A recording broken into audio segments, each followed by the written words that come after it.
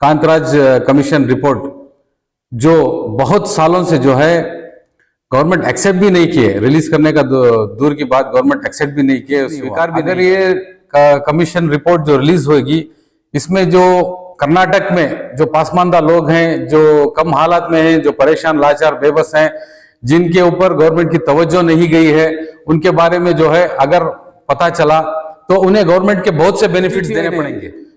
इस मुद्दे को लेकर पूरे स्टेट वाइड एक 9 तारीख से 13 तारीख तक स्टेट वाइड इसे जो है एक मूवमेंट हम चला। और एक अहम मुद्दा आज के प्रेस कॉन्फ्रेंस का है 2B रिजर्वेशन, जो पिछली गवर्नमेंट बीजेपी में उसे कैंसिल कर दिया गया था। तो अलग अलग सियासी वजह से जो है ये आगे ये रिपोर्ट को जाहिर नहीं कर रहे हैं। तो एसडीपीआई का ये डिमांड है कि इन रिपोर्ट को जारी करे और 2B रिजर्वेशन को रीइंस्टेट कर 8% तक ले आए।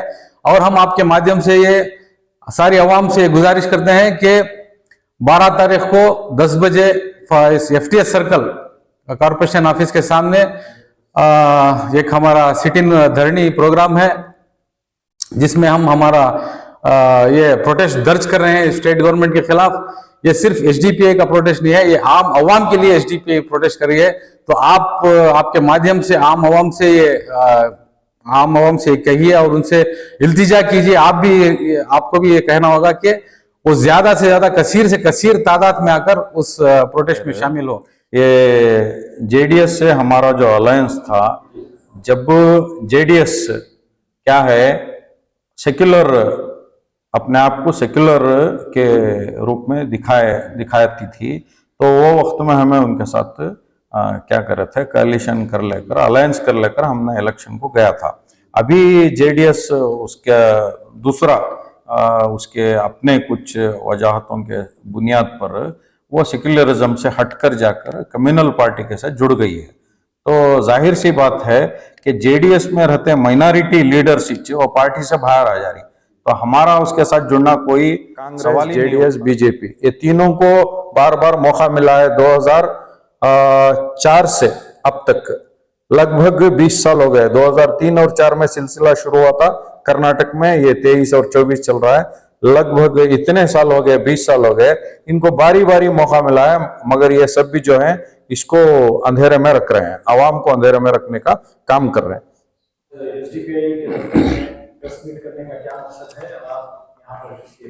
हाँ, यहाँ पर आज प्रेस मीट करने के 2 अहम मुद्दे हैं जो हमारी रियासत हमारी रियासत में अमल में लाने के लिए बहुत ही जरूरत है। एक मुद्दा है कांतराज कमीशन रिपोर्ट, जो बहुत सालों से जो है गवर्नमेंट एक्सेप्ट भी नहीं किए, रिलीज करने का दूर की बात, गवर्नमेंट एक्सेप्ट भी नहीं किए, स्वीकार भी नहीं की है। ये कांतराज कमीशन रिपोर्ट जो है इस रियासत में जो बाशिंदे हैं, जो पिछली जात के हैं, पासमानदा लोग हैं, अक़लियतें हैं, उनके बारे में है।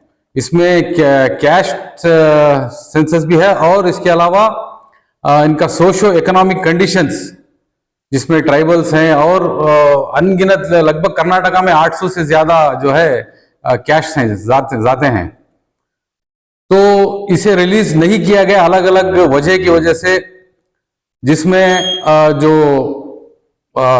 मजबूत या जो क्या बोलते हैं उसे पावरफुल कैस्ट जो हैं कर्नाटक में, उनके दबाव से और पॉलिटिकल प्रेशर से ये रिलीज नहीं हुआ। अगर ये कमीशन रिपोर्ट जो रिलीज होगी, इसमें जो कर्नाटक में जो पासमानदा लोग हैं, जो कम हालात में हैं, जो परेशान लाचार बेबस हैं, जिनके ऊपर गवर्नमेंट की तवज्जो नहीं गई है, उनके बारे में जो है अगर पता चला तो उन्हें गवर्नमेंट के बहुत से बेनिफिट्स देने पड़ेंगे, जिससे जो ये दूसरे तबके जो है जिसे रोक रहे हैं उन्हें जो है इससे नुकसान हो सकता है।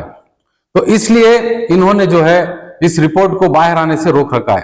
तो एसडीपीआई ने इस मुद्दे को लेकर पूरे स्टेट वाइड एक 9 तारीख से 13 तारीख तक स्टेट वाइड इसे जो है एक मूवमेंट हम चला रहे हैं, जिसमें हम प्रोटेस्ट कर रहे हैं, मेमोरेंडम्स दे रहे हैं और सिट इन धरने कर रहे हैं, सेमिनार्स, प्रेस कॉन्फ्रेंस कर रहे हैं और अलग अलग नेशनल थिंकर्स, सोशल एक्टिविस्ट और अलग अलग various religious leaders, caste organisations और प्रोग्रेसिव लीडर्स के साथ हम डिस्कशंस कर कर जो है उन्हें भी हमारे साथ लेकर इन पासमानदा लोगों की आवाज बनकर जो है हम इस रियासत में जो है एक बहुत बड़ी मुहिम चला रहे हैं। ये इसलिए कि जो मजबूर लाचार बेबस लोग हैं उन्हें जो गवर्नमेंट से सही बेनिफिट्स पहुंचने हैं, जो रुकावट है social democratic party of India इसके लिए आवाज बनकर जो है उन्हें जो कुछ भी सहूलतें बेनिफिट्स पहुंचनी है उसके लिए हम जद्दोजहद कर रहे हैं। तो ये हुआ पहला मुद्दा। दूसरा मुद्दा, पहले मुद्दे से क्लियर कर दें, इस कमीशन का वजूद कब आया, आम लोगों को इसका बिल्कुल पता नहीं है, तो कमीशन के बारे में थोड़ा क्लैरिफाई कर दीजिए, इसमें क्या क्या सहूलियतें जो है आम आवाम को जो असलियत है उनके लिए। देखिए गवर्नमेंट से जो है बहुत बार जो है एक ऐसे कमीशंस फॉर्म कर कर जो है एक सर्वे होता है, नेशनल लेवल में भी होता है और स्टेट लेवल में भी होता है। नेशनल लेवल में देखिए चिन्नापर रेड्डी कमीशन है और कांतरा ये राजेंद्र सच्चर कमेटी है, गुंडू मिश्रा कमेटी, रंगनाथ मिश्रा कमेटी है, जिसमें कहा गया था कि मुसलमान जो है हिंदुस्तान में दलित से बदतर जिंदगी बसर कर रहे हैं, उनके हालात माशी हालात हो और एजुकेशन और इकोनॉमिक सोशियो इकोनॉमिक कंडीशंस दलित से ज्यादा बदतर हैं, तो उनके लिए जो है लगभग 7% रिजर्वेशन देना कर 2011 में ही रिपोर्ट्स आ चुकी थी। तो ऐसे रिपोर्ट्स बहुत बार आ चुके हैं, लेकिन जो है उस रिपोर्टों को जो है अमल में नहीं ला रहे हैं। ये वो किन ताकतें हैं जो इसको जो है बाहर मिलाने की कोशिश है, वो कौन सी ताकतें हैं? अलग अलग ताकतें हैं जो पॉलिटिकली स्ट्रांग जैसे कम्युनिटीज, जैसे जो लिंगायत कम्युनिटी है, वकलीगा कम्युनिटीज हैं। तो आप ये कह सकते हैं कि ऊंची जात वाले ऐसी बात नहीं है।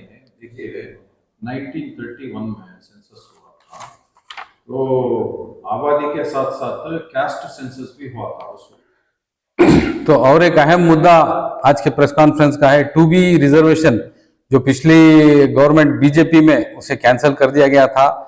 हालांकि minority commission, central minority commission से वो अप्रूव ही नहीं हुआ था, अभी अप्रूव आने से पहले ही वो कैंसिल हो गया था। उस वक्त जो कांग्रेस की गवर्नमेंट अपोजिशन में थी उन्होंने भी उसके खिलाफ आवाज उठाई थी और इंतखाबात के दौरान, इलेक्शंस के दौरान, असेंबली इलेक्शंस के दौरान उन्होंने ये वादा भी किया था कि 2B को जैसे ही वो हुकूमत में इख्तिदार में आएंगे वापस लाएंगे। तो इस भरोसे से जो अक़लियतों ने माइनॉरिटीज में उन्हें पूरा फुल मैंडेट देकर, वोट देकर उन्हें इख्तिदार में लाया। आज लगभग 3-4 महीने गुजर चुके हैं गवर्नमेंट इख्तिदार में आकर, लेकिन 2B के बारे में वो कुछ चर्चा ही नहीं शुरू किया। तो HDPA का ये डिमांड है, इस हमारे 9 तारीख से 13 दिन तक के हमारे जो स्टेट वाइड प्रोटेस्ट और अलग अलग तरीके से हम इसके खिलाफ आवाज उठा रहे हैं।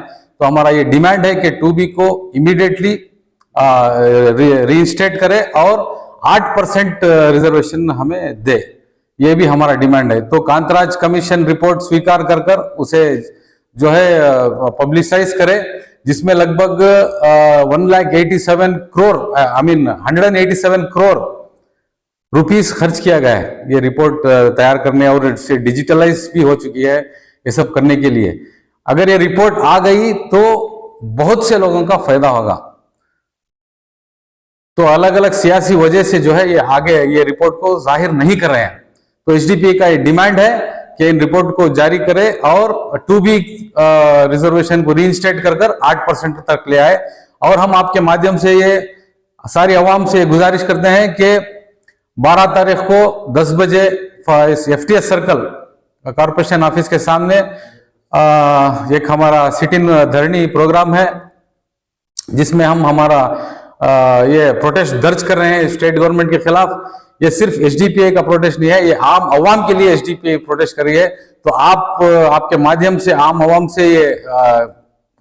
से कहिए और उनसे इल्तिजा कीजिए। आपको भी ये कहना होगा कि वो ज्यादा से ज्यादा कसीर से कसीर तादाद में आकर उस प्रोटेस्ट में शामिल हो, क्योंकि अगर वो आकर अपना एहतजाज को दर्ज करेंगे, गवर्नमेंट के खिलाफ अपनी नाराजगी जताएंगे, तभी गवर्नमेंट जो है ये 2B रिजर्वेशन हो, कांतराज रिपोर्ट्स हो, और अगर अलग अलग तरीके से जो बेनिफिट्स गवर्नमेंट जो हमें देने से महरूम है, जो लोगों तक पहुंच नहीं रहे हैं, वो जल्द से जल्द पहुंच सके। तो मैं फिर से गुजारिश करता हूं मैसूर की आवाम से, 12 तारीख 10 बजे ज्यादा से ज्यादा कसीर से कसीर तादाद में आकर इस प्रोटेस्ट में शामिल होकर इसका फायदा उठाएं। देखिए, ऐसे तो हर 10 साल में एक बार सेंसस होने का सिलसिला हमारे वतन में बहुत पहले से, आज़ादी से पहले से जारी है। 1931 में जो सेंसस हुआ था आज़ादी से पहले, उस वक्त ना बल्कि आबादी का कैस्ट सेंसस भी हुआ था, जिससे ये मालूम होता है कौन से आबादी यानी कैस्ट जो है, हमारे देश में कैस्ट सिस्टम है, कौन से कैस्ट वालों की कितनी आबादी है और उनके हकीकी रियलिटी पे उनकी हालत क्या है, सोशल हालत और इकोनॉमिकल हालत क्या है, ये मालूम पड़ता है। उसको रखते हुए उन लोगों को जो भी गवर्नमेंट ऑफ इंडिया के या स्टेट गवर्नमेंटों के जो भी प्लान होते हैं उनके फलाह और तरक्की के लिए, तो उनमें आसानी से बंटवारा किया जा सकता है।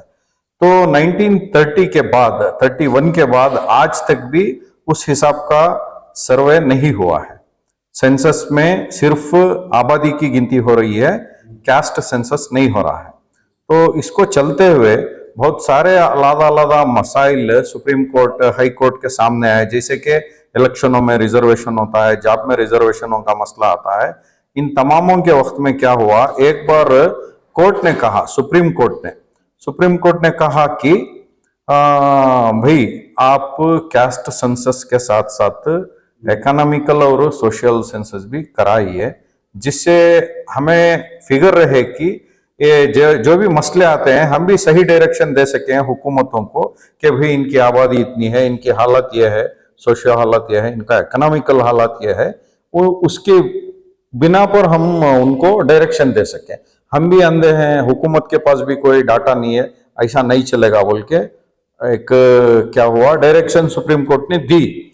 देने के बाद क्या हुआ, उस वक्त की हुकूमत ने थोड़ा पहल किया।